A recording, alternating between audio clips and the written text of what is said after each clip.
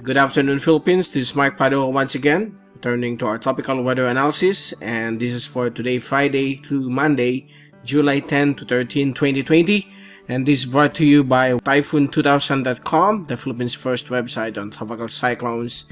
And we begin with our update. Here's the latest GraphSat. Beginning today, Friday, until tomorrow, Saturday, we have a wind convergence occurring now to the southern parts of Mindanao, including the offshore areas or the island areas of Bangsamoro. That includes Basilan and Horosulu. So there could be overcast skies throughout the day with some isolated rain showers and scattered thunderstorms for the next 24 hours. While up here over the Batanes group of islands, including Calayan Island group, we can see here the winds blowing from the south and southwest. And this is known as the southerly and southwesterly surface wind flow. These areas will have sunny skies to cloudy periods, especially in the afternoon or evening, with some chances of showers. Elsewhere across the Philippine Islands will remain fair, except for some isolated rain showers and thunderstorms, especially in the afternoon or evening in most parts of the archipelago. Outside the Philippine area of responsibility, we still don't have any developing LPA or tropical cyclone in the next 5 to 10 days. We have only here a couple of surface troughs over Palau and north of Guam, and the usual intertropical convergence zone over the central and eastern portions of Micronesia, including the Marshall Islands. And that's the latest from our GraphSat. As we move at our fast animation, so you can see as the afternoon progresses, you can observe the developing thunderstorms all throughout the country in most parts.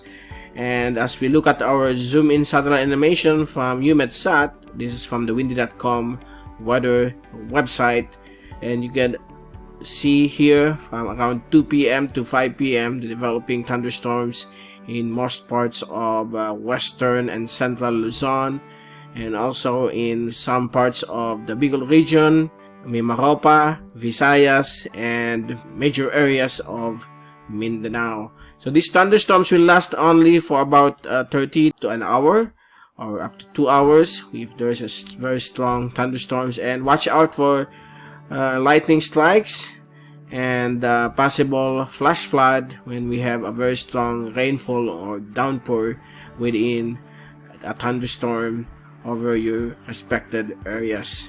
So that's the latest from our zoom in satellite animation. As we look at our 3-day rainfall accumulation from windy.com, this is from the ECMWF model. Expect isolated to scattered rain showers and thunderstorms all throughout the archipelago except for the northernmost parts of Cagayan Valley. So far, this is the ongoing rainy season event for our country. Although we still don't have the southwest monsoon, we are expecting it to come probably on the month of August or last week of July, as we are still expecting a tropical cyclone to develop into the last week of this month.